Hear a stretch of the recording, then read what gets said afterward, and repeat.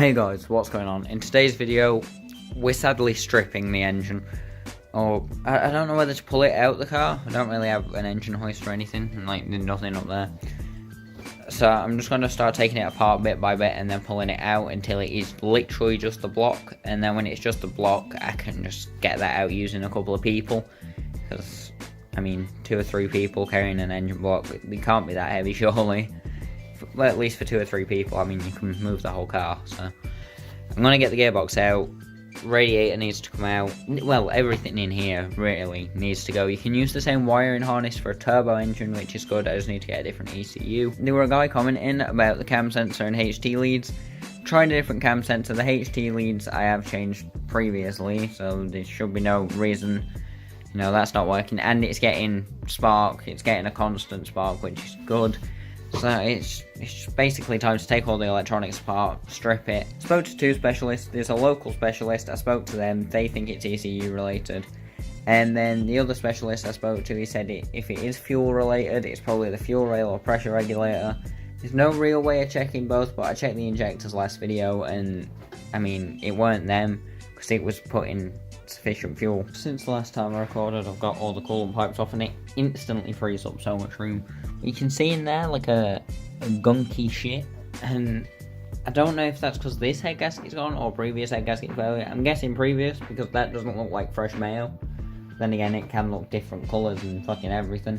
But the radiator's near enough time to come out. You can see down there all the coolant drained after it pissed out everywhere. And once I've stripped all this, I'm going to paint the engine bay. Don't know what colour. If you recommend a colour, drop it down below. I'm probably going to paint the full car as well. I'm going to try and get the radiator out. Yes, I am in my overalls and my bitch mittens, because I've already got coolant all over my feet and I don't want to get it everywhere. So I'm just going to try and pull the radiator out. I don't know how well this is going to go. Oh, I think I can.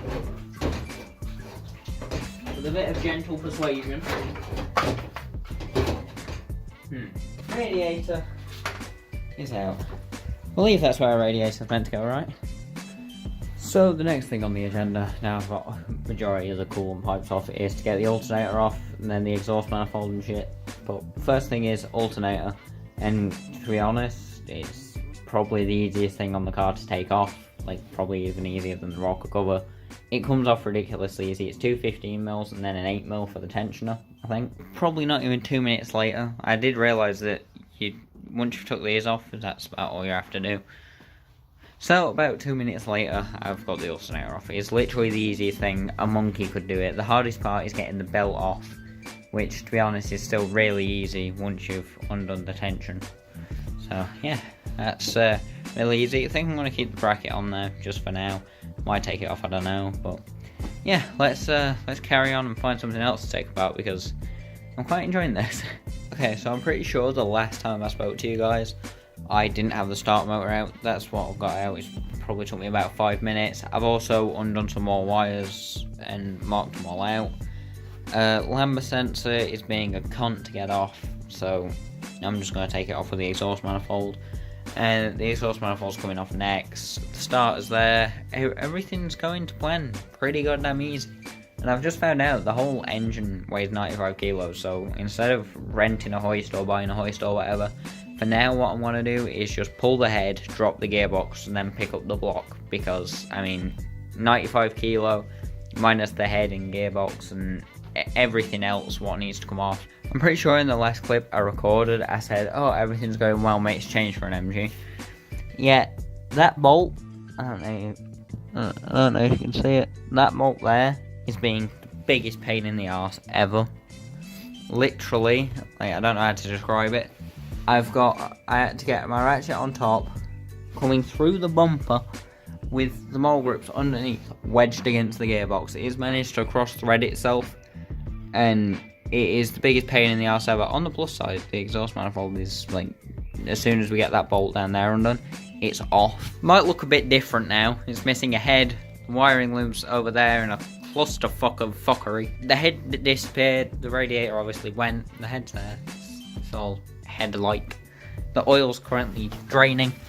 down there. So it's been a couple of days since I've recorded anything on this. Basically all I've done is get the drive shafts out over there, but I've also got the subframe out. That's just chilling over there. I also snapped two of the bolts on two of the bolts connecting the subframe to the wishbones, which is fun. Well, I'm going to drop the gearbox now. I think it's near enough ready to come out. I think I've got all the bolts out. I just need to get the bolts here undone. I think there's only two.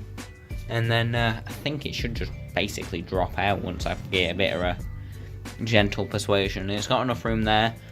I was going to take the block out first, but I think doing that would be easier.